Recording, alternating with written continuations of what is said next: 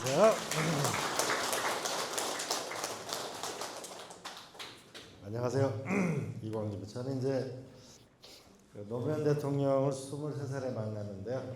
제가 청와대에 있다가 국회의원을 3번 하고 강원도지사를 하고 이제 국회 사무총장을 했는데, 오늘은 요새 그 폭삭 속았수다 거기 보니까 박보검이라는 남자가 나오는데, 이 드라마를 찍는데 제일 어려운 게 박보검이 촌사람처럼 만드는 게 제일 어려웠다고. 너무 잘생겨가지고. 자, 여러분, 제가 주로 오늘 경제 얘기를 할 건데, 우리가 산업화 민주화에 다 성공을 한 나라라고 그러잖아요. 근데 가만히 돌아가는 걸 보면은 한국 경제가 지금 성장률이 올해 아마 1%를 조금 넘어갈 거예요. 한국 경제가 오늘이 지금 제일 잘 사는 때가 아닐까? 혹시? 앞으로 내년은 올해보다 나을까? 아마 여기에 사업하시는 분들 올해 아마 흑자를 예상하는 기업이 많지 않을 거예요. 두 번째로는 우리가 민주화에 성공을 했다고 하는데, 작년 12월 3일 날 벌어지는 일이나 근자에 벌어지는 일이나 보면은 과연 우리가 민주화에 성공한 국가일까? 전 세계 갈등이 가장 심한 나라 중에 두 번째로 갈등이 심한 나라가 됐어요.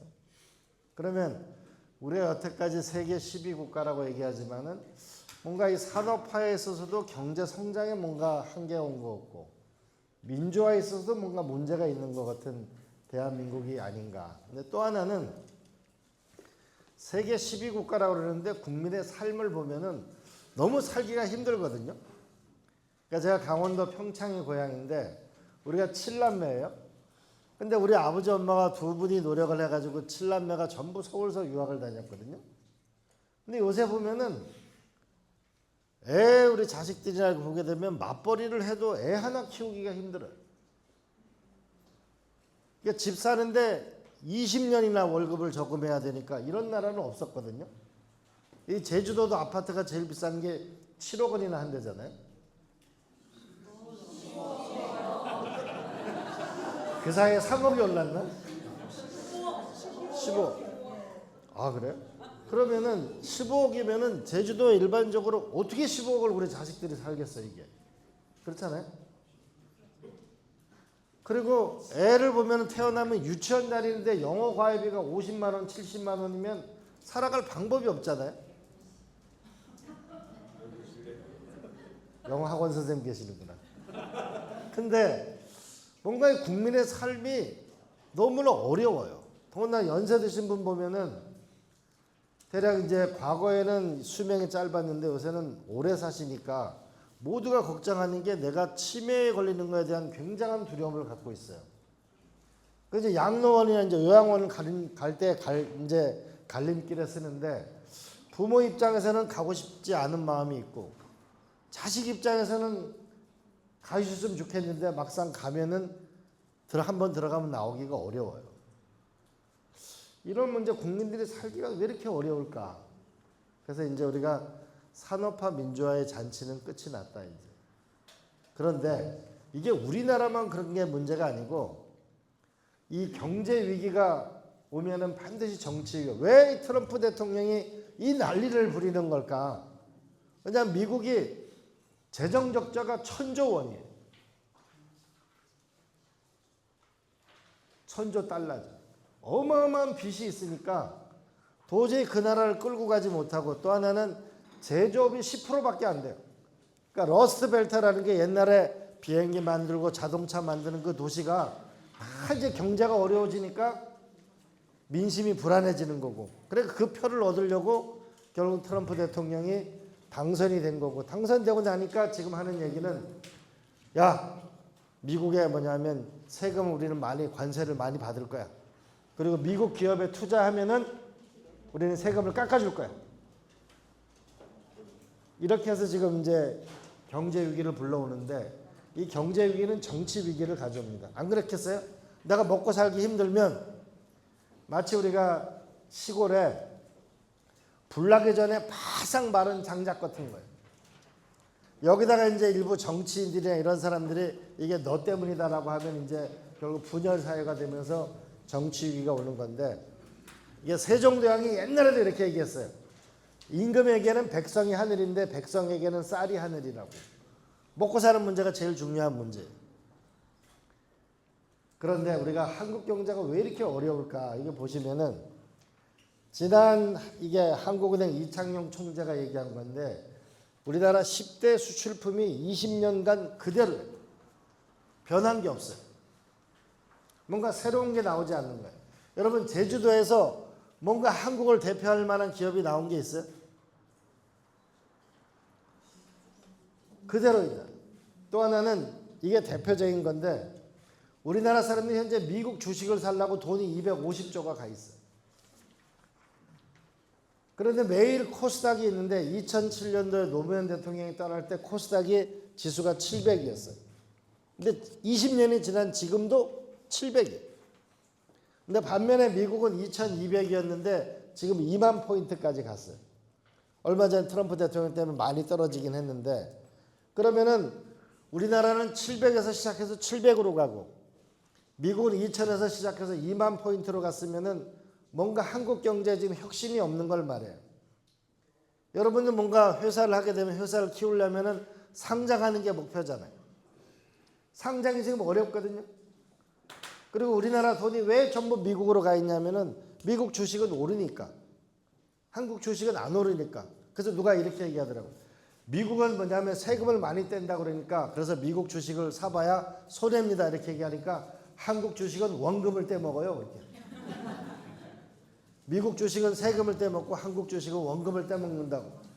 이런 문제가 지금 한국 경제가 생기고 있는데 왜 이런 일이 생기는가 보면은 이게 미국의 시가총액 30위가 노란색이 전부 지난 20년 동안 새로 들어온 기업들이에요.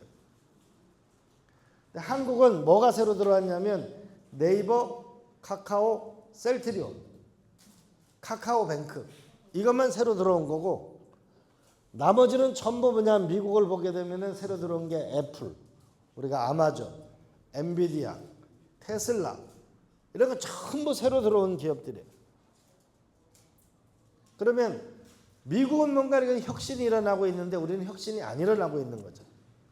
그러다 보니까 주식시장이라는 게 나쁠 수밖에 없는 거고 경제가 좋아질 수가 없는 거고 그러니까 우리 젊은 애들은 우리 때하고 다르잖아요.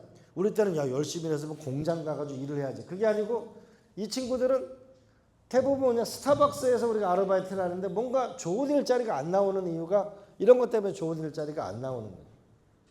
여기 우리가 지금 현재 대한민국의 경제가 여기에 어려움이 있다. 이 사람이 요새 전 세계에 문제를 일으키고 아니 문제를 만들고 있는 사람인데 전기자동차라는 이 사람이 일거에 미국의 경제를 쭉 끌고 온 게 우리가 록펠러나 이런 사람이 만드는 석유 기업들 아니에요? 근데 어느 날 이 사람이 전기자동차를 한다고 하니까 석유 기업들이 어려워졌어요. 제너럴 모터스나 GM이나 이런 게 얼마나 훌륭한 회사였는데 갑자기 전기자동차를 만든다고 하니까 모든 게 다 바뀌어버린 거예요. 그리고 심지어는 나사에서 항공으로 무주로 가는 거는 국가가 하는 건데 그게 아니고 이제 벤처기업이 막 하늘나라로 가니까 화성을 간다고 하니까 역대 미국의 대표적인 기업들이 이 벤처기업 이 한 사람에 의해 가지고 모든 생태계가 바뀌고 있는 거죠. 이번에 이제 만든 게 이번에 또 집도 만들었죠. 얼마짜리 집이냐 하면은 대략 이게 6.7평인데 이게 7,500달러니까 한 1,000만 원쯤 되나 여러분? 이런 집을 만들었어요. 이제 전기자동차도 만들고 드디어 이 사람이 얼마 전에 이제 로봇도 만들었죠. 이제 좀 있으면 농사 짓는 로봇, 집 짓는 로봇 이런 게 이제 또 세상에 돌아다니게 생겼어요. 자 그러면은 도대체 이놈의 세상이 어떻게 변하려고 뭐 때문에 이런 변화가 오는 걸까라고 보면은 이게 프로메테우스라는 인간에게 불을 훔쳐다가 죽고 결국은 어려움에 처한 사람인데 왜 인간에게 지금 무슨 일이 생겼을까? 하나는 요 스핑크스라는 게 있는데 얘한테 이제 수수께끼를 마세요. 처음에는 4발로 기다가 그다음에 2발로 기다가 마지막에는 3발로 기는 게 뭐냐? 사람, 그죠? 처음에 애가 네 발로 기다가 사람이 걷다가 나중엔 지팡이가 있어야 되니까 그러니까 안 잡혀 먹는데 기후 위기라는 게 지금 제주도도 보면 이제 막 바나나도 나고 막 이러잖아요. 요새 그 산불이 많이 나는 이유가 비가 거의 안 오고 기후 자체가 성경에 보면은 지금은 물로 심판하지만 나중에는 불로 심판하리라 이런 말이 있는데 저는 그게 무슨 인류가 핵전쟁이 터지는가 이렇게 생각해 보니까 기후 위기 때문에 이 모든 게 다 변하는 거죠. 두 번째는 미국 중국 갈등. 지금 트럼프 대통령 때만 이럴까? 트럼프 대통령이 그만두게 되면 안 변할까? 절대 저는 변하지 않을 거라고 했는데 왜? 미국하고 중국은 앞으로 30년 동안 세계 주도권을 갖고 다투기 때문에 절대 안 변한다. 세 번째로는 이 AI라는 게 등장했네요. 여러분 챗 GPT 쓰죠? 제가 보통 얘랑 하루에 2-3시간 일을 하는데 점점 똑똑해지고 있어요. 못하는 게 없어요 이제는. 그럼 도대체 내 직업은 살아남을 수가 있을까? AI가 오면은 나는 어떤 직업을 갖고 살아갈 수 있을까? 제일 먼저 어려워지는 게 변호사. 우리가 끝에 사자 붙은 거 있죠. 그거는 지식을 외워서 전달해 주는 사람인데 그게 대부분 어려움에 이제 봉착하게 되는 건데 이 AI는 도대체 어디까지 이 세상을 바꾸게 될 건가? 또 하나는 수명이 120세 인간이 나왔어요. 제가 뱀띠인데 65년생인데 저는 특별한 일이 없는 한은 100살까지 살아요. 그러면 65살에 정년을 하고 나면 100살을 살면 35년을 먹고 살아야 되는 거예요. 그러면 정년을 하고 35년을 더 살면 뭘 해서 먹고 살죠? 왜 한숨을 쉬고?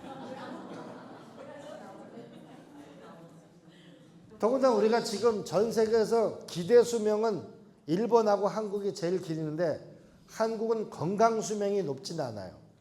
약 6년이나 7년 동안 아픈 상태에서 돌아가셔요. 그러면 이게 아프기도 하고 65살 넘으면 먹고 살 게 부족하면 그래서 전 세계 노인 자살률 1위가 우리 때문에 그래요. 우리 연세 드신 분은 저희 부모도 마찬가지지만 자식들 전부 공부 가르쳤죠. 시집장가 갈 때 그래도 뭔가 방 한 칸을 얻어주려고 그랬죠. 본인 노후 준비가 안 돼 있는 거예요. 근데 이 자식은 찾아오지도 않아. 외로운 거죠.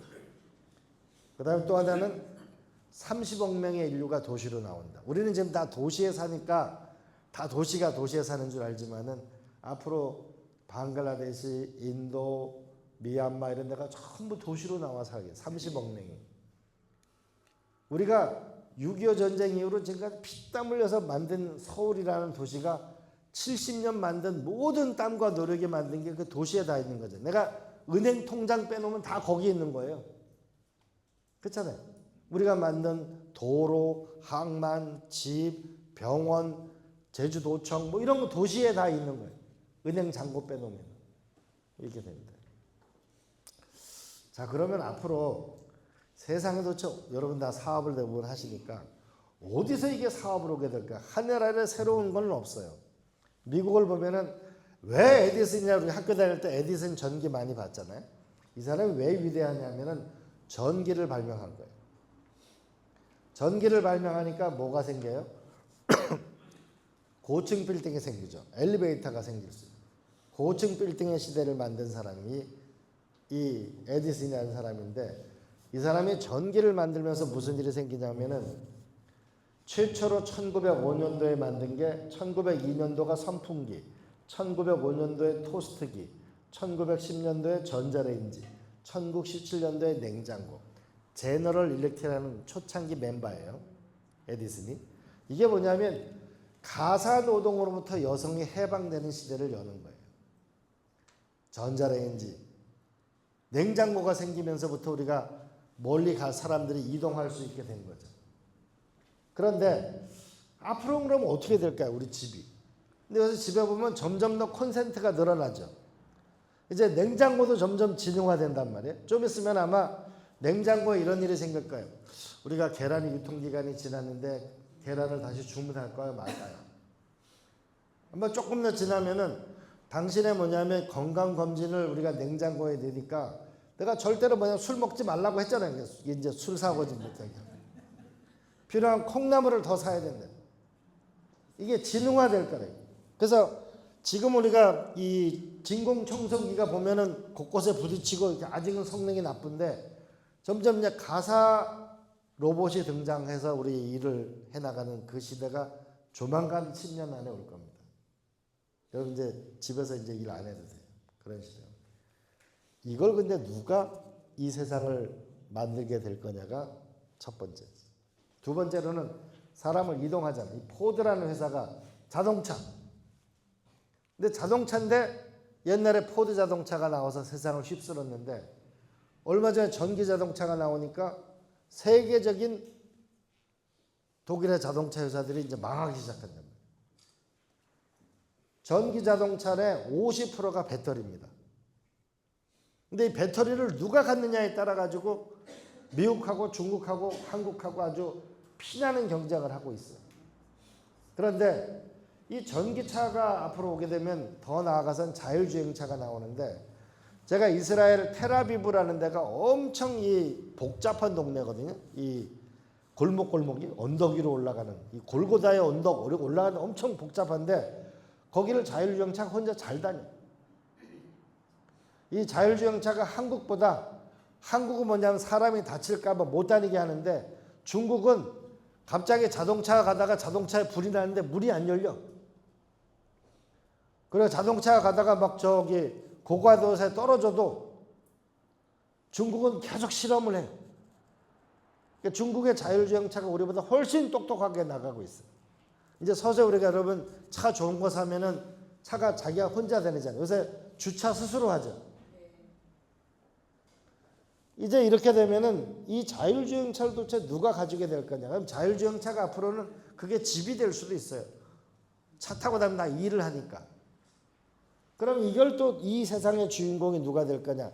이게 현대자동차가 될 거냐, 벤츠가 될 거냐, 테슬라가 될 거냐. 이게 또 세계를 좌우하게 되겠죠. 우리가 대한민국의 부산, 경남, 울산에 대부분의 자동차 부품 회사들이 있는데 전기자동차가 되니까 지금 어려움을 겪는 거거든요. 또 하나는 석유. 근데 이제 석유가 아니고 전기의 시대가 왔어요. 전기를 어떻게 만드느냐. 요번에 러시아하고 우크라이나 전쟁하는 거 보니까 독일 경제가 이렇게 망가지는 이유는 러시아로부터 가스 수입이 안 되니까 독일 경제가 무너지는 거예요. 돈 있다고 에너지를 살 수 있는 게 아니에요. 또 하나는 철강 회사예요. 이 철강이라는 게 있어가지고 결국 오늘날 이 건물을 짓게 됐는데 점점 해서 요새 보면은 그 전에 우리가 카본으로 되어 있는 우리가 낚싯대 이런 게 있었는데 앞으로 이 첨단 소재를 누가 만드느냐가 이게 이제 앞으로 세상의 주인공이 누가 되느냐 이런 게 되어 있고 그 다음에 이제 컴퓨터 다음에 이제 AI가 나온 거예요. 자 그러면 세상은 이렇게 변하게 될 텐데 이 트럼프 대통령은 도대체 어떻게 될까? 이게 이번에 계엄이 나오고 나서 제일 어려운 건 국가가 사라진 건데 얼마 전에 정의선 우리 현대자동차 회장이 이제 트럼프 대통령 앞에서 투자 계획을 발표했어요. 근데 제가 저건 참 잘한 거다라는 생각이 드는데 혹시 정부하고 충분히 협의가 돼서 한 걸까? 그런데 수십조 원을 투자한다고 발표했는데 바로 며칠 뒤에 자동차 관세 25% 한다고 발표했어요.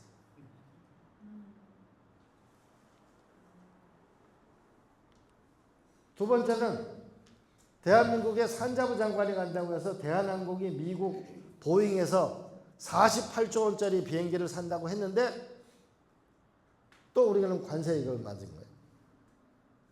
그러면 우리가 뭔가 정부하고 이 기업하고 다 힘을 합쳐가지고 소위 카드를 숨기고 있다가 새로운 대통령이면 그때 카드를 하나씩 줘야 우리가 피해를 덜 당할 텐데 이거는 현대자동차 투자계획 발표하고 대한항공은 비행기 산다고 하고 그리고 관세대로 지금 얻어맞고 있는 거예요. 지금 정부가 부재한 상황이니까 이런 일이 생기는 거예요. 우리가 최태원 회장 등 대한상회 전체로 가가지고서 투자한다고 했어요. 이 1,600억 달러면 돈이 200조예요, 이거. 그래서 저는 이제 여러분의 앞으로 사업 기회는 어디서 오느냐? 첫 번째로는 이렇게 뭐냐면 관세를 세게 얘기하면 저는 전략이 에너지를 빅딜을 하자. 이 얘기가 무슨 얘기냐면 우리가 미국한테 1년에 500억 달러를 흑자를 봅니다. 500억 달러. 그다음에 일본은 571억 달러를 하는데 그러면 대충 하면은 이게 한 1000억 달러 우리가 흑자를 보는 거예요. 1000억 달러. 그런데 우리가 어느 정도로 수입을 하냐면은 LNG를 어느 정도로 수입을 하게 되냐면 우리는 1700억 달러 정도 수입을 합니다. 수입하는 게 우리가 93%가 에너지를 수입하니까. 일본도 93%. 그래서 제가 계속 주장하는 것은 일본의 이시바 시게루 수상고 저랑 한 10년 전부터 하는데 한국하고 일본이 에너지를 사는데 미국 에너지를 산다고 주장을 하자. 그렇게 되면은 500억 달러 흑자를 보는데 우리가 1년에 한국하고 일본이 사들이는 가스가 엄청난 걸 사들이거든요. 이렇게 큰 딜을 해가지고 우리가 협상을 시작하는 것이 좋다. 그렇게 되면은 협상도 협상 규모가 있고 두 번째는 우리가 갑이니까 그리고 중동에서 수입하는 걸 줄여나갈 필요가 있겠다. 또 하나는 왜 트럼프 대통령은 대통령이 저기 그린란드라는 남의 나라 땅에 대해서 관심을 많이 가질까? 왜 가지냐면은 조금 있으면은 점점 기후 위기가 와서 북쪽에 얼음이 녹아가지고 우리는 이렇게 보면 알 수 없지만 저기 지구로 보면 동그랗게 보면 맨 위가 얼음이 녹아가지고 최단거리로 이 한국하고 러시아하고 캐나다하고 미국하고 유럽하고 연결되어지는 북극 항로라는 길이 열리게 됩니다. 이게 열리게 되면 어떻게 되냐면은 앞으로 지금은 부산에서 해가지고 이 제주도 이쪽 아파트로 해가지고 수에즈 운하를 해가지고 네덜란드까지 가는데 이거보다는 부산 앞바다를 거쳐가지고 북한 앞바다를 지나서 캄차카 반도를 해가지고 알래스카를 해가지고 가는 게 훨씬 빠르다. 그러니까 이 길이 열리게 되면은 부산은 뭐냐면 세계 최대의 항구로 지금 6위 항구인데 세계 최고의 항구가 거듭날 수 있는 거예요. 그래서 아마 이번에 6월 14일 날이 캐나다에서 G7 정상회담이 열리는데 반드시 여기는 북극 항로 얘기가 될 것이다.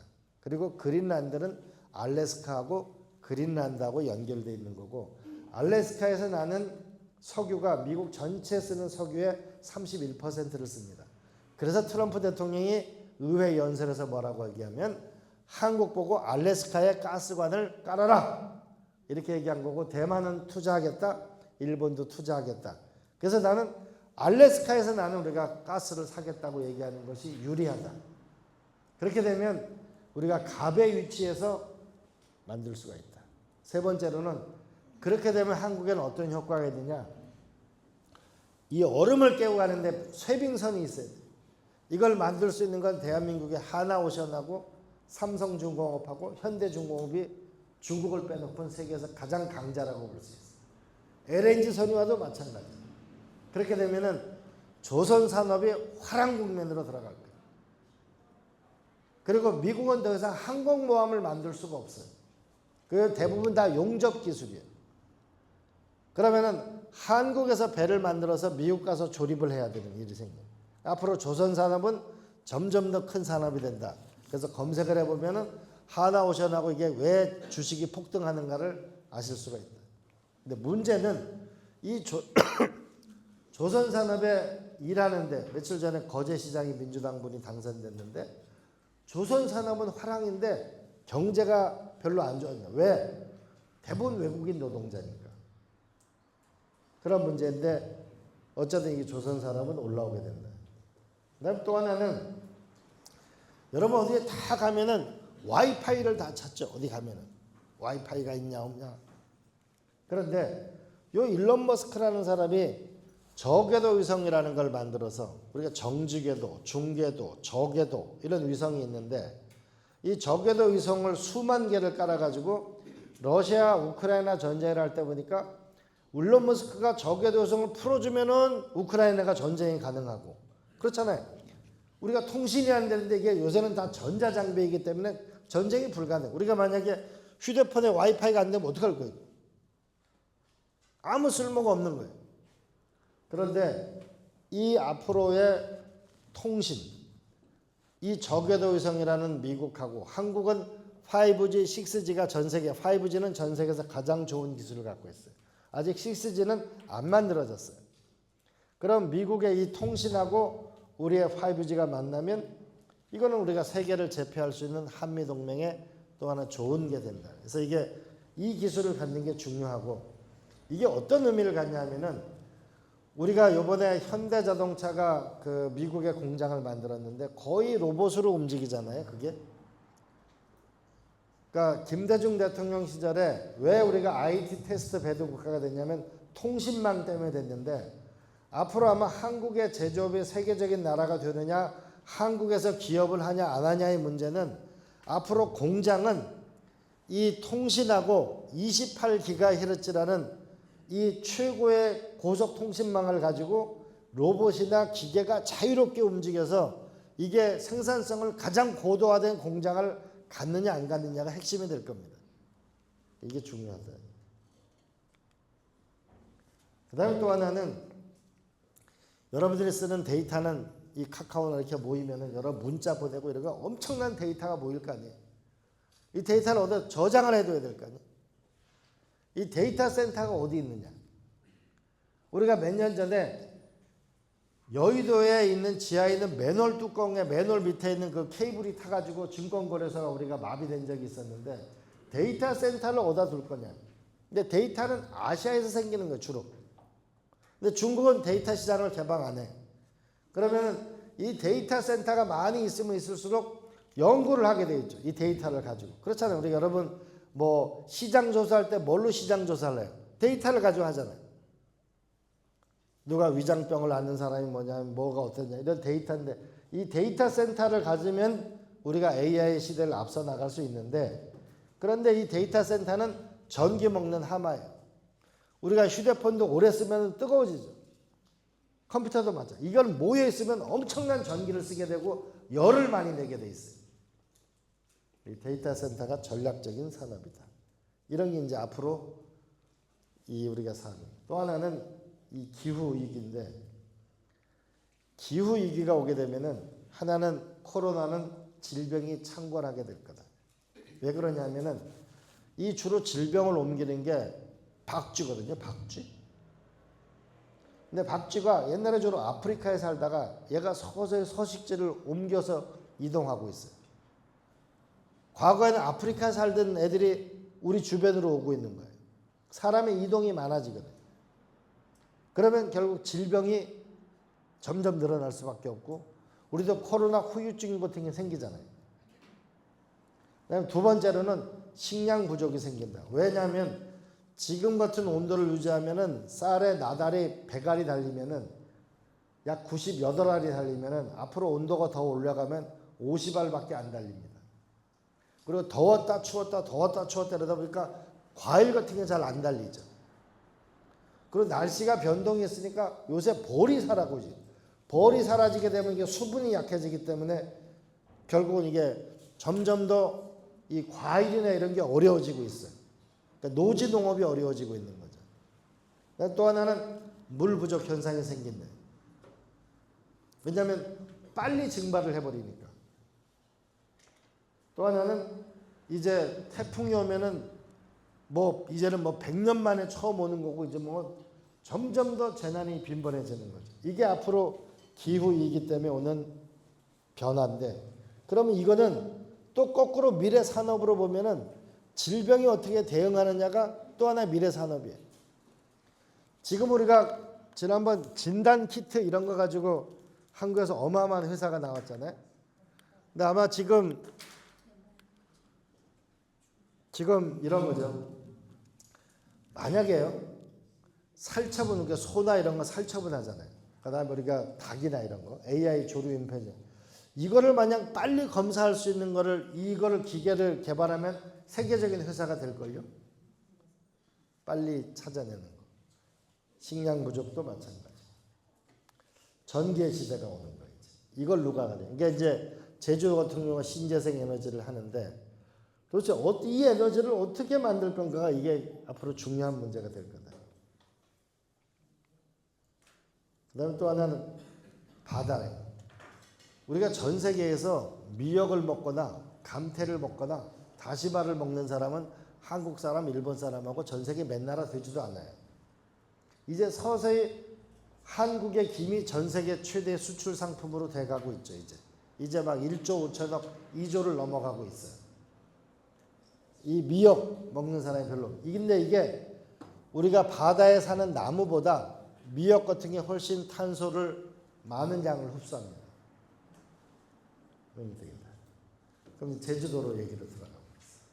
그럼 거창한 얘기 말고 그럼 제주도에서 어떻게 하면 우리가 경제활동을 일으킬까? 근데 다음은 왜 제주도를 떠나게 됐을까? 나는 다음은 왜 떠나게 됐을 거다. 혹시 하시고 싶은 말씀. 다음은 왜 떠나게 됐을까? 일할 사람이 부족하다. 또 왜 일할 사람이 부족할까요? 물가가 너무 비싸다.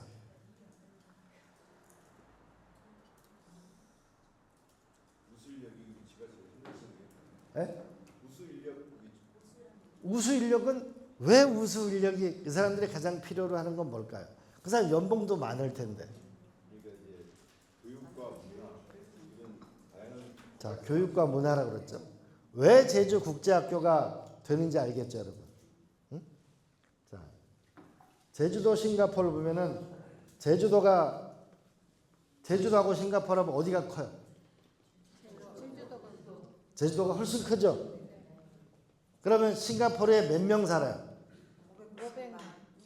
550만. 7만 달러. 그 더운 데서. 우리 날씨도 이렇게 좋고 땅도 넓은데 우리 왜 이렇게 우리가 더 잘 살 수 있는데. 그런데 제주도의 국제학교는 4개고 싱가포르의 국제학교는 70개다. 만약에 제가 많은 시장 군수 구청장 도지사들한테 얘기하는 게 우리는 지금 그 지방자치하고 교육자치가 분리돼 있잖아요. 이런 나라는 전 세계에 없어요. 그래서 내가 제발 좀 길 좀 그만 닦고 그 돈을 길 닦는 돈을 가지고 애들 공부시키는 데 돈을 쓰라고 내가 계속 얘기를 해요. 만약에 이 제주도에 우리가 중산간지대에 대한 이 길 닦는 거 가지고 우리가 만약 애들 공부를 시켰으면은 제주도에 오면은 국제학교 수준의 만약에 학교 이거를 전부 제공한다. 싼 값에. 라고 하면은 사람이 와서 살겠어요, 안 살겠어요? 교육이 제일 큰 문제예요. 왜냐하면 나의 비용으로도 그렇고 우리가 많은 분들이 지금 중3 되면 살만한 사람들은 서울로 가잖아요. 여름방학, 겨울방학에 학원 보내잖아요. 교육 문제를 가장 중요한 문제로 이걸 해야 되고 이거를 해결하게 되면 오지 말래도 제주도에 와 살아요. 제가 이제 평창에 국회의원 할 때인데 한 교장 선생님, 연원초등학교 교장 선생님이 이제 저한테 찾아왔어요. 폐교 직전에 있는 학교인데 선생님이 요청하는 게 2가지인데 하나는 골프 연습장을 만들어 달라는 거예요. 초등학교에. 2번째로는 방과후 수업을 민족사관 고등학교 학생들이 와서 해달라는 거예요. 그 2개가 되고 난 다음에 어떤 일이 생기겠어요? 서울서 집을 아주 그 동네 학교에 입학하기가 어렵죠. 교육 문제. 그래서 국제학교는 저건 우리 동네 아니고 좀 부잣집 애들이 가는 거 그게 아니고 우리 제주도 전역의 유치원부터 초중고등학교가 국제학교도 훨씬 더 좋은 교육 환경을 내면 우리가 오지 말래도 인력은 오게 돼 있어요. 교육이 제일 중요한 문제. 근데 우리가 인간도 내 자식이 나보다 나은 인생을 살 수 있다면 모든 걸 다 할 수 있는 거고 또 교육받지 않으면은 미래를 열어갈 수가 없거든요. 교육을 받아야 좋은 직업을 가지게 되고 좋은 직업을 가져야 소득이 올라갈 수밖에 없어요. 교육 문제. 제주 인구 구조가 현재 이렇게 돼 있어요. 애가 안 태어나. 밑에가 이제 어린애.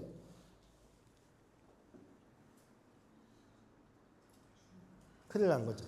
그죠? 앞으로 이건 2052년이니까 지금 이렇게 돼 있는 거죠. 앞으로 되면 이제 이렇게 되는 거고. 지금 65세 이상 우리 대한민국 인구가 1,000만 명이에요. 우리가 베트남 인구가 1억 명인데 평균 연령이 28세예요. 인도네시아가 인구가 2억 5천인데 평균 연령 28세인데 우리가 평균 연령 44세예요. 미국이 왜 이렇게 경제가 올라가냐면은 미국은 계속 이민자가 들어오기 때문에 미국은 늙지 않는 나라예요. 그래서 중요하다. 인구 구조를. 근데 전체로 보면은 소득이 나쁜 건 아니에요. 제주도가. 그냥 관광 수입도 있고 뭐 이런 게 있는데 경제활동도 그렇고 사업체가 한때는 잘 됐다가 지금은 좀 어려워요. 여성 기업인이 상대적으로 높은 편이에요. 여기 오해순 씨가 많은 거예요. 폭삭수가 생활력이 강한 분들이 많은 거예요. 이렇게 돼 있어요. 자, 그러면 여성 기업인이 우리가 된다고 보면 한 번쯤 생각해 봐요. 앞으로 이제 AI 이런 거 머리가 아프단 말이에요. 근데 쉽게 생각하면은 자, 120세 인간이 나왔다. 100세 인간이 나왔다. 그러면은 여기서의 우리가 산업을 잘 생각해 보면은 사람이 건강하고 오래 사는 거, 그리고 피부는 권력이다. 남자한테는 머리가 안 빠져야 된다. 이거예요. 자, 그러면 인간에게 건강하게 사는 제일 중요한 건 물이에요. 물. 다 사람의 대부분이 다 물이 되죠. 물. 내 물을 건강한 물을 먹고 있느냐가 굉장히 중요한 문제가 첫 번째. 두 번째, 어떤 음식을 먹느냐에 따라서 사람은 건강해져요. 또 하나는 운동을 해야 돼. 또 하나는 스트레스가 없어야 돼. 이게 제가 황제내경이라는 의학서하고 히포크라테스가 얘기하는 건강에 관련된 책을 쓰면 동일합니다. 뭐냐면은 장기 내에 조화가 있어야 된다. 그러니까 위하고 쓸개하고 이게 각자 조화가 있어야 되는 거예요. 그죠? 우리 한약방에 가면 뭐 비장이 약하다든지 뭐 위가 약하다든지 이렇게 얘기하는데 오장육부라는 거, 육부라는 걸 기초해 가지고 우리가 육조라는 게 생기고 이 소위 우리가 옛날에 육조판서, 뭐 이조판서, 병조판서, 그게 육조라는 게 오장육부에서 비롯 시작 아이디어를 얻은 거예요. 그런데 어쨌든 사람은 건강하게 살아야 되는데 하나는 장기 내에 조화가 있어야 되고 하나는 자연과의 조화가 있어야 되고 하나는 사회와의 조화가 있어야 된다는 게 이 황제내경 중국의 의학서하고 히포크라테스의 의학에 동일한 거예요. 자, 그러면 물에 대해서 물. 왜 삼다수는 한 병에 1,000원 받고 왜 우리 여기 있는 에비앙은 3,000원을 받을까? 에비앙 거기에 물 생산하는 공장에 가보신 분. 알프스 그 옆에 가면은 전부 석회석지대랍니다. 석회석이라는 게 뭐예요? 오래됐죠. 석회석하고 물하고 반응을 하면 어떻게 돼요? 구멍이 나죠. 다량의 뭐냐면 우리가 일반적으로 갖고 있는 마그네슘이나 다량의 것이 있기 때문에 되는 거죠. 용암은 여기서도 많은 물이 것이 나오죠. 근데 삼다수는 우리가 왜 1,000원에 파는데 에비앙은 3,000원에 팔을까? 왜 우리가 만드는 포도주는 5만 원인데 왜 프랑스에서 만드는 포도주는 왜 3천만 원짜리가 있을까요? 한국에는 좋은 제품이 있는데 명품이 없는 거예요. 그잖아요? 삼성 제품의 애니콜을 보고 우리가 좋은 제품이라고 그러지 그걸 명품이라고 그래요? 샤넬이라는 거는 명품이라고 그러잖아요. 부가가치가 명품에서 부가가치가 더 나을 거 아니에요. 그래서 프랑스에 가게 되면은 국회하고 민간기업이 공동으로 만든 그 고급 브랜드 위원회가 있어요. 그러면은 양복 하나를 맞추는데 보통 이게 100가지의 공정을 거칩니다. 저 양모를 사가져 와가지고 이걸 가죽을 만드는 거 단추를 만드는 그 공장 하나만 150년 이상 된 그런데 다 레벨을 찍어줍니다. 그냥 이게 명품이 되지 않아요. 그런 면에서 우리가 어떻게 하면은 이 제주 삼다수가 점점 물이 줄어든다 그러잖아요 지금. 응? 그러면 세계 최고의 가장 건강한 물이라는 거를 만약 우리가 삼다수라고 생각한다면, 그걸 만들어낼 수 있다면, 우리 제주도 바닷가에 보면 용출수가 굉장히 많은데 저거는 그냥 있는 건데 저걸 어떻게 하면 돈이 될 수 있는 방법은 없는 걸까? 물. 두 번째, 중국에 재밌는 속담이 있어요. 중국 가가지고 함부로 음식을 주문하지 말라가 해삼 요리하고 전복 요리하고 랍스터 이런 거 한번 제일 비싸니까. 그런데 여기 해삼이 나죠. 우리가 여기 보면 제 서귀포 가면은 진시황에 보낸 서복이가 왔다 갔다고 돼 있죠. 서복이가 뭘 가져갔대요? 응? 뭘 가져갔대요? 서복이가. 응? 그러니까 불로초가 뭐예요? 지금 그래서 이걸 연구를 해야 돼요. 왜 중국 사람한테 해삼하고 전복하고 산삼하고 왜 저걸 해삼이라고 그랬을까요?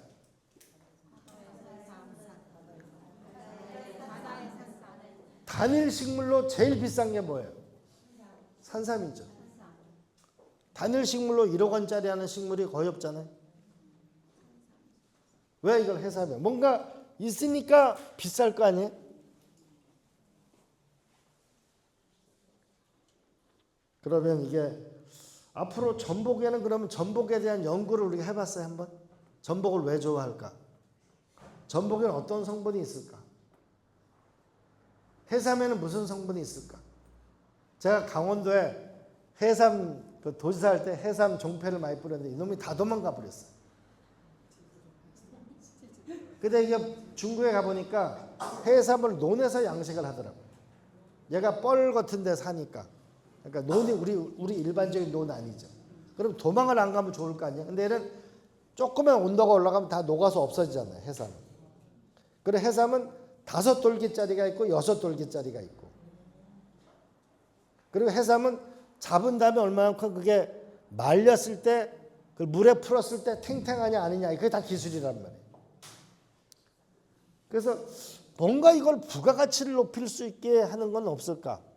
그게 저는 이 전복 양식만 가지고는 이제 그 시대가 또 한 시대가 바뀌는 거 아닌가. 그런데 다 여성분이니까 이게 아스피린이에요. 전 세계 최고의 아스피린이라는 건 의약품인데 이게 어디서 이거를 아스피린이라는 걸 발견하게 됐냐면 로마서를 보게 되니까 버드나무 껍질을 삶아 먹으니까 열이 내린다. 거기에 아이디어를 얻어가지고 버드나무 껍질에 연구를 하다 보니까 결국 이 아스피린이 생긴 거예요. 사람이 어떻게 알았겠어요? 그런데 본초 강목에 다 있죠. 동의보감에 다 있잖아요. 근데 우리는 그런 거를 잘 연구를 안 하죠. 강원도 태백산에 와가지고 전부 많은 분들이 주목을 다 찍어. 사진을 전부 찍어. 살아서 1000년, 죽어서 1000년에 주목을 전부 찍는데 어떤 사람은 이 주목에 대해서 왜 대부분 나무들이 그 나이 들어서 죽거든요. 근데 왜 주목은 1000년을 살죠? 뭔가 이유가 있을 거 아니야. 그래서 연구를 해보니까 탁솔이라는 성분을 찾아서 항암제를 세계 최고의 치료제가 이 주목이라는 데서 나온 거예요.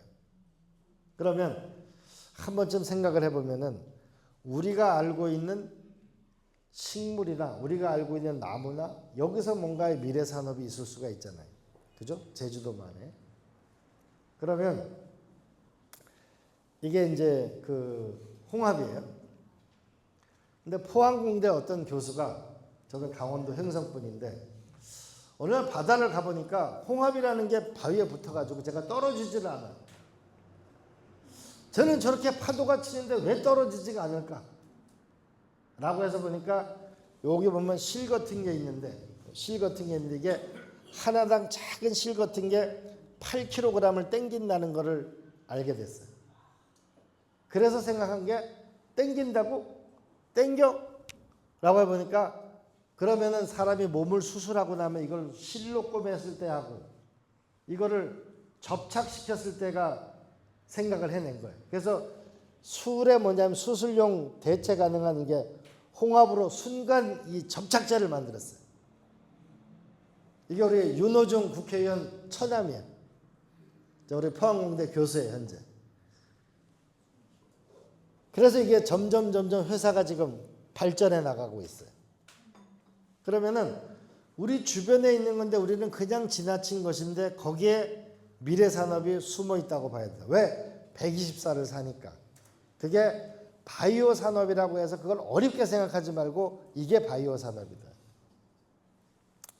자, 그러면 이제 또 운동을 해야 돼요. 자, 그러면 이제 요 전에 제가 말씀드리면은 전복 양식하는 우리 양 회장님 집에 가니까 얘가 뭐냐면 미역도 먹고 전복도 먹는단 말이에요. 아니, 저기 다시마도 먹어요. 근데 여러분, 다시마를 미역을 만약에 그 밤에 이 저기 양푼에다가 넣고 물을 넣어 놓았을 때 하고 다시마를 넣었을 때 어떻게 돼요? 다시마는 어떻게 됩니까? 끈적끈적한 물이 나오죠. 그럼 여기에 뭔가가 있다고 봐야 되지 않겠어요? 그죠? 그 끈적끈적한 물이 뭘까? 그 제가 한 20년 전에 저 이정우 우리 시장님한테 그랬는데 저기 제주도에 있는 그 우리 고등어 회 팔고 뭐 이런 제가 와가지고 미역국 장사를 해야 된다 이게. 여기 저 어항 저기 항만에 가면 우리가 이 생선뼈 이런 거 엄청 버리잖아요. 그 참 처리가 곤란하잖아요. 저걸 전부 수거해가지고 저걸 밤새 끓이고 미역하고 끓여가지고 저걸 미역국을 만들어가지고서 그러면 원가가 별로 안 들잖아요. 저걸 푹 끓여가지고 저기 삼성 제일병원에 가지고 거기다 납품을 해야 된다. 왜 뭐냐면 애를 낳고 나면 그 미역국을 먹었겠어요. 오랫동안 임상실험을 한 뭔가가 있기 때문에 하는 거예요. 여기서 요오드 성분이 제일 많은 거예요. 요오드라는 게 피를 멈추게 하기도 하고 요오드라는 게 북한의 주민들이 왜 발육 상태가 나빠지냐면 요오드 결핍 때문에 뇌가 줄어드는 거예요. 요오드가 또 많아지게 되면 이건 또 인간에게 좋지는 않은 거예요. 그러면은 지금 서서히 서울 가보세요. 20년 뒤에 지금 현실이 되고 있죠. 미역국, 가자미 미역국, 조개 미역국, 미역국집 생기죠. 우리가 병원 가면 병원에서 주는 미역국 먹어봤어요? 얼마나 맛이 없어요. 근데 그게 만약에 이런 걸로 해서 우리가 푹 해서 하면은 좋고 전 세계에 3위로 많이 다시마를 우리가 생산하는 데가 적어요. 그러면 여기서 또 물질을 찾아낼 수도 있고 다시마에는 이거는 탄소를 많이 흡수하고 바다를 깨끗하게 하기도 하고 바다의 사막화를 막을 수도 있어요. 그리고 해초가 있어야 물고기가 많이 자라는 거예요. 무슨 얘기인지 알겠죠? 이 육지에 사는 식물이 35%고 바다에 사는 생물이 65%. 바다에 훨씬 더 많은 생물이 삽니다. 바다를 우리가 해초를 먹는 민족은 일본하고 우리하고 전 세계. 앞으로 무궁무진한 산업이 이 바다에서 나온다고 생각을 해야 합니다. 먹는 거와 관련해서. 그다음에 기능성도 나오게 되는 거죠. 또 하나는 이제 운동을 해야 돼요, 사람은. 운동을 해야 되는데 운동을 무슨 우리가 어떤 유산소 운동을 하려는데 도대체 나한테 체질에 맞는 운동이 뭔지 알아요? 내가 팔굽혀펴기를 하면 좋은 거야? 아니면 윗몸 일으키기를 하면 좋은 거야? 도대체 뭘 하면 좋은 건지 우리는 아직 이런 게 없어요. 내가 바로 전에 음식 관련해서 내가 하나 더 아이디어를 드리면은 고혈압을 치유할 수 있는 전문 식당이 대한민국에 있어요, 없어요? 고지혈증은 고혈압 우리가 50에서 넘으면 다 고혈압 약 먹잖아요. 그럼 고혈압을 앓는 사람한테 뭔가 전문 식당이라는 게 없잖아요. 이런 걸 연구해야만 그게 세계적인 식당이 되는 거죠. 그게 기능성 식당이고 기능성 음료. 그게 다른 게 아니고. 왜 옥수수 수염을 삶아 먹으면은 동의보감에 신장에 좋다고 그렇게 써 있는데 우리는 그걸 안 먹고 광독에서 만든 옥수수 수염차가 500억짜리를 하는 거잖아요.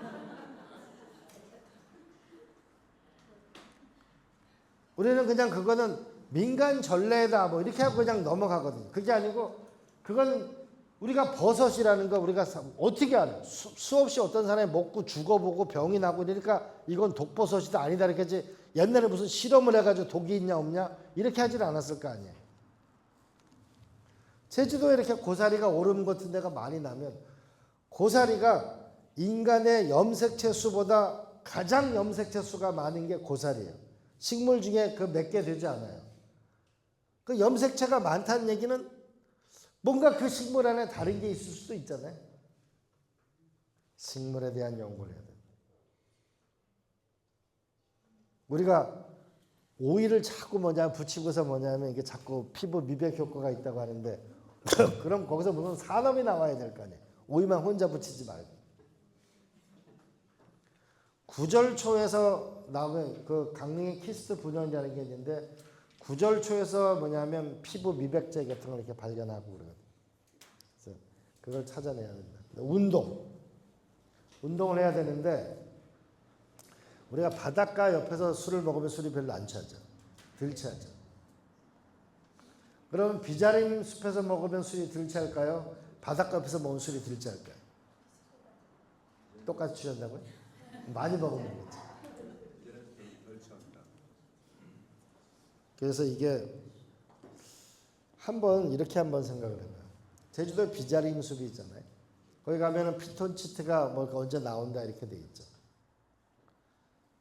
그러면 우리가 대부분 지금의 산불이 이렇게 많이 나는 이유는 옛날에 산이 벌거숭이가 있을 때 주로 리기다송하고 그리고 아카시아를 주로 심었어요. 소나무를 심다 보니까 소나무는 불에 금방 타잖아요. 소나무 밑에 뭐냐면 다른 게 자라질 못하죠. 그리고 송진이 있죠 여기. 그리고 이게 뭐냐면 솔방 위에 있어가지고 바람이 불 때 보면 막 30m씩 날아가거든요. 그래서 오늘 이런 문제가 생기는 거거든요. 대부분 그래서 유럽 같은 경우에는 이 불에 강한 참나무나 이게 화렵수, 혼합림을 만드는 이유가 그런 것 때문에 만드는 거거든요. 그러면 똑같이 우리가 이게 나무가 또 수정이 많으면은 탄소를 잘 흡수를 못해요. 그래서 박정희 대통령이 잘한 게 녹화 사업이었다면 이제 뭔가 제주도에 맞는 어떤 나무를 심을 건가. 무슨 나무를 심으면 피톤치드가 많이 나오고 무슨 나무를 심으면은 그 숲을 걸으면은 좋을 건지가 우리가 뭔가 있으면 좋지 않을까요? 그렇지 않을까요? 운동. 우리가 스위스 가보신 분. 스위스 가면은 산에 혼자 올라갈 수 있어요? 없어요? 가이드 있어요? 갈 수 없어요? 못 가잖아요, 가이드. 우리는 제주도 바닷가에 해양 스포츠를 하는데 해양 스포츠 누가 가르쳐줘요? 동네 청년회에서 가르쳐줘요. 클럽메드라는 세계적인 여행사 거기를 가보면은 다 외국어를 공부해가지고 거기서 뭐냐면 해양 스포츠를 가르치고 그게 직업이 되거든요. 전문적인 한라산 올라갈 때도 가이드가 되는 거고. 그게 일자리거든요. 또 하나는 스트레스가 적어야 되는데 우리가 서울 시내나 강남이나 많이 가보면은 굉장히 많이 생기는 게 뭐예요? 마음치료연구소, 명상센터 이런 게 생기죠. 또 하나는 제일 많이 생기는 게 필라테스. 필라테스는 그거는 그 2차 세계대전에 그 포로 수용소에 잡혀있던 사람이 그 안에서 의사였는데 좁은 공간 안에서 특별한 운동기구가 없이 건강해지는 걸 찾았고 그의 부인이 간호사였고 그래서 나중에 미국으로 가서 만든 게 필라테스예요. 지금 보면은 건강하게 오래 사는 거야. 필라테스하고 그다음에 또 하나는 명상이죠. 우리가 인도에 가면은 이런 명상 리조트가 훨씬 비싸죠. 명상은 서울대학교를 안 나와도 돼요. 서울대 법대를 안 나와도 돼요. 요번에 보니까 서울대 법대 나오신 분들 중에 문제가 있는 분들 좀 있더라고요. 이 명상이라고 하는 거를 리조트에서 가지면 훨씬 다를 거예요. 여러분 프랑스의 틱나칸 스님이 가면 이 명상 리조트인데, 리조트에서 우리가 아이디어를 얻으면 저는 이런 걸 해봤으면 좋겠어요. 제주도 올레길을 제가 많이 걸어봤는데, 틱나칸 스님은 아침에 주제를 주죠. 우리가 걸을 때 오늘 뭘 하나 생각해 오기를 숙제를 준단 말이에요. 만약에 제주도 올레길을 만들 때 이렇게 만들면 어떨까요? 내가 하나 만들어 온 게 있을 텐데. 제주도 올레길을 만들 때 지금은 과학이 발달해서요. 전 세계에 뭐냐면 모든 관광지를 가면 반드시 꽃과 관련돼 있습니다. 그러면은 이 올레길은 봄부터 가을까지는 하얀색 꽃만 본다. 이 길은 노란색 꽃만 본다. 이렇게 우리가 올레길이 있는데 꽃은 옆에 안 심었잖아요. 야생화나 이런 거. 또 다르겠지. 그럴 수 있죠. 그리고 이런 걸 한번 생각해 보면, 잠깐만요. 제주도 올레길을 걸어가는데 우리가 센서 감지기가 있으면은 그 감지기에 도착하면은 오늘 내가 미안하다고 얘기할 사람은 누구일까? 라는 게 스피커에서 울리면은 그 사람을 생각하는 거죠. 그 많은 길이 있잖아요. 그래서 명상할 수 있는 거, 그리고 꽃과 관련된 거, 이런 게 부가가치를 내게 된다. 그리고 볼 수 있어요. 그래서 이 명상이라는 거를 제가 앞으로 볼 때는, 명상이라는 게 우리가 지금 아이들 보면은 집중력이 저하되어 있는 아이들도 많고, 그 다음에 힘들어하신 분도 굉장히 많아요. 이 명상이라는 이 삶의 평온을 유지할 수 있는 이 리조트는, 또는 이거와 관련된 것을 많이 하면 할수록 도시의 품격은 훨씬 더 올라가게 됩니다. 또 하나는, 세계적인 관광지는 다 건축물이 아름답습니다. 여기 산토리니라는데, 그렇게 이탈리아는 하얀색 벽에 파란색 유리창이 있으면 이탈리아죠. 프랑스는 빨간색 지붕, 나폴리. 우리가 스페인의 남부의 그라나다 지방을 가게 되면 미색 벽에 빨간색 지붕. 만약에 제주도에 왔는데 서귀포 일대에 가면은 벽체가 만약에 미색이고 지붕이 빨간색이 똑같다면 많이 다를 거예요. 그래서 미국 같은 데 보면은 이 지방자치단체에서 집을 한 200가지 타입을, 이게 집 하나 설계하는데 보통 5천만 원이나 1억 이상 되니까 보통 설계에 돈을 잘 안 쓰려고 하잖아요. 한 200개 이상 타입을 만들어서 선택하게 하거든.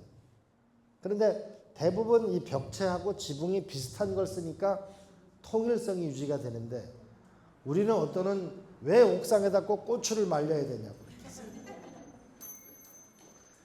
다 우리가 벽체도 다르고 다 다르니까 이 어떤 도시가 주는 안정감이나 이런 건축물에서 그렇게 부족합니다.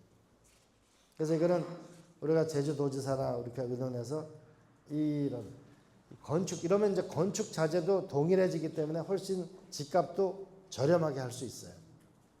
그리고 통일성을 유지할 수 있고, 그리고 우리가 집 같은 거, 건축물에 대해서 우리는 지금 건축이, 지금은 제가 하도 강의를 많이 다녀서 많이 바뀌었는데, 제주시나 많은 도의 도시계획위원회에 많은 나라는 건축학과 출신들이 50%가 넘습니다.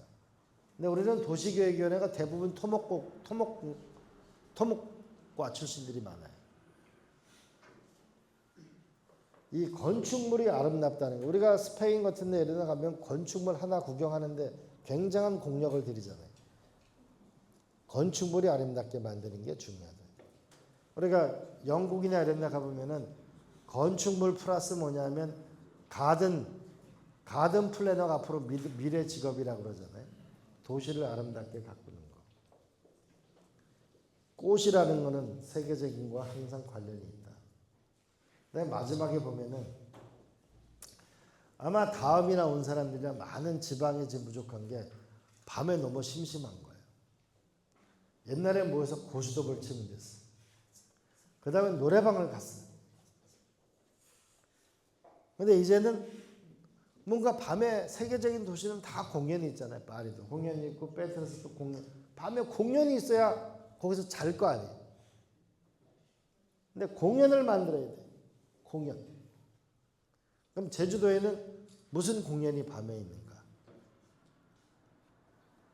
이 공연을 만들어야 그 도시라는 게 문화적인 품격을 유지하게 되는 거죠. 우리가 중국에도 가보면은 뭐 서안에 가면은 우리가 당태종 공연도 있고 항저우에 가도 공연이 있고 공연을 어떻게 만들어낼 건가 이게 중요한 문제라고 볼 수 있겠어요. 자, 그럼 정리해서 말씀드리겠어요. 앞으로의 우리가 이 혁신이라는 건 다른 건 아니고 앞으로 분명하게 제가 말씀드릴 수 있는 것은 동양과 서양을 융합할 수 있는 대한민국이 전 세계 중요한 나라가 될 거예요. 이렇게 기독교하고 불교하고 유교하고 섞여 있는 나라가 별로 없어요. 그리고 우리도 몇천 년 동안 미국이라는 나라가 몇백 년 된 거예요. 그거. 그래서 우리가 충분하게 미래가 있는 거다라고 우리가 한번 생각해 보는데 제주도 같은 경우에는 많은 미래 산업보다는 인간이 건강하고 행복하게 사는 거, 수명 100세를 산다. 그러면은 물, 먹는 거, 운동하는 거, 스트레스를 줄이는 거. 이 전 과정 자체가 모두가 미래 산업이 될 수가 있고 그거 자체가 브랜드가 될 수 있다고 저는 확실하게 생각을 하고 그런 면에서 우리가 조금 더 제주도랑 협력을 하게 된다면은 그 많은 거는 지식에서 나옵니다. 홍합도 연구를 하지 않으면 될 방법이 없잖아요. 그래서 제가 이번에 대통령 선거에 전국을 다니면서 강연하는 게 대학 도시를 만듭니다. 제주도 안에 보면은 제주도학이 크죠. 그러면 제주도학이 큰데 거기에 만약에 기업이 들어갈 수 있다면 땅값이 없잖아요. 땅값이 제주대학에는 땅값이 없잖아요. 거기다가 건물을 높이 짓고 거기에 우리가 기업이 들어갈 수 있으면은 회사는 학생들을 일하는 사람을 구하기가 좋고 학생들은 취직하기가 좋은 일이 생기는 거죠. 누군가 이거 홍합을 연구를 해줘야 될 거 아니에요. 여러분들이 사업하면서 연구를 할 수가 없어요.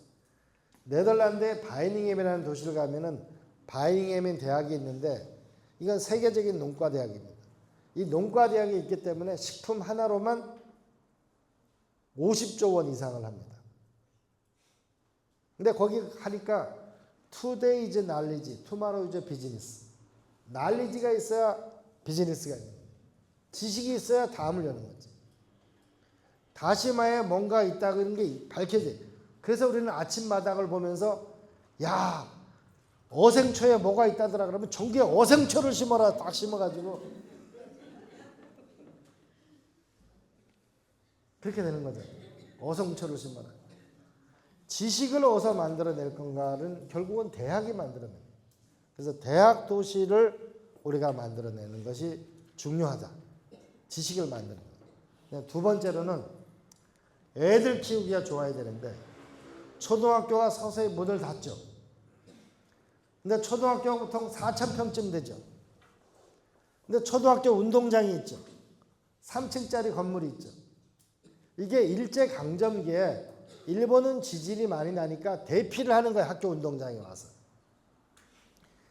외국 영화를 보면은 애들이 아버지 엄마가 애들 학교 앞에 보내줄 때 운동장 앞에서 헤어지는 걸 본 적 있어요? 없어요? 대부분 건물 앞에서 헤어지지 않아요?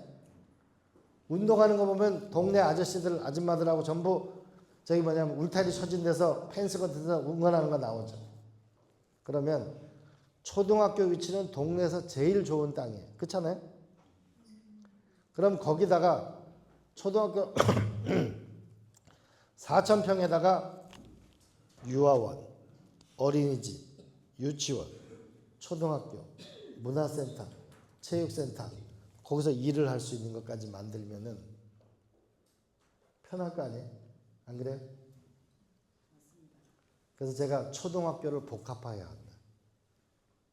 서서히 비는 학교부터. 그러면은 땅이 4,000평이면 제주 연동에 있다면 4,000평이면 돈이 얼마예요, 그게? 제가 도지사를 해보니까 다 땅이더라고. 뭐 사업을 유치한다고 해봐야 여러분 땅 사서 그 사업하세요 하다 보면 뭐 땅 사고 뭐 협상하고 환경 영향 평가하고 이다 보면 날 새서 6년 다 가는 거예요. 가장 저렴하게 쓸 수 있는 땅은 학교 부지, 대학교 부지, 학교 부지, 아니면 군부대 부지, 아니면 산림청 땅, 아니면 하천 부지. 저렴한 땅을 빨리 쓸 수 있는 거. 더군다나 대학교는 상하수도 들어와 있죠. 전기 들어와 있죠. 다 들어와 있잖아요. 초등학교도 마찬가지예요. 초등학교 폐교되는 것부터. 그걸 잘 활용하면은 우리의 새로운 산업을 만들어낼 수가 있고 결국 모든 거는 지식에서 나오는 건데 그런 면에서 우리가 제주도시장 우리가 이종우 시장 앞으로 길은 그만 닦아도 돼요. 길은 절대로 길이 사람한테 절 안 해요. 근데 오해순위를 공부를 시켜야 될 거 아니에요. 교육에 투자를 하게 되면 확실한 변화가 있게 된다. 여러분 제가 분당에 제가 안철수 후보를 이겼으면 제가 지금 아주 낙양의 직가를 날리고 있을 텐데 간신히 떨어져가지고 제가 요새 그러고 있는데 거기가 판교라는 데가 김대중 노무현 대통령이 만든 판교라는 그 IT로 집성화됐는데 그게 1년에 150조 원을 하거든요.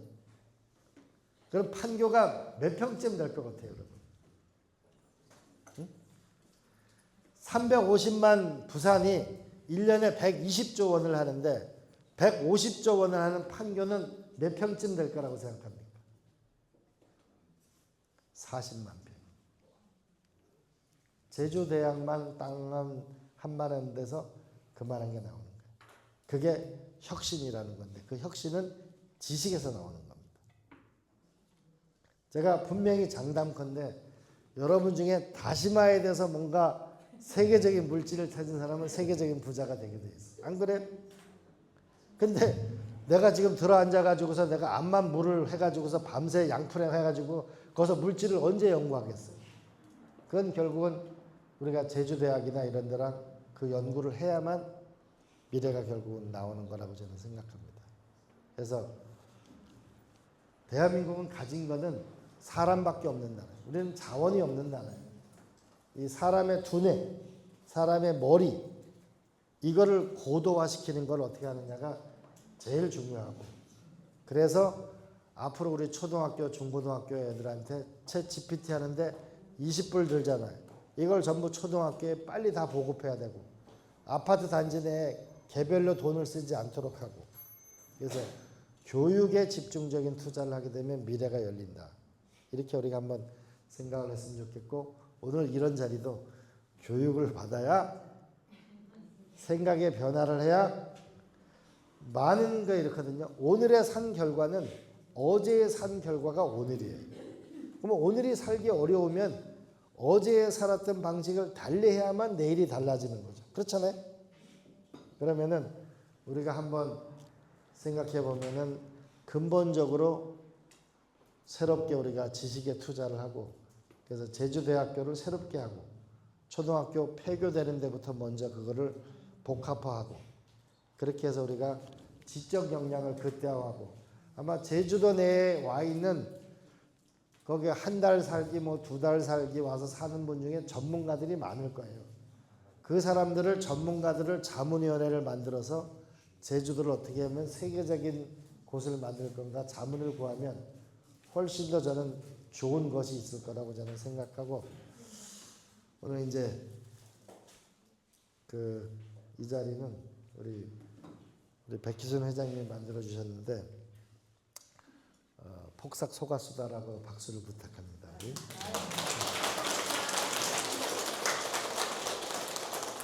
그래서 올레길을 이런 길이 저는 되기를 희망합니다. 명상하는 거 많이 달라질 거예요. 고맙습니다.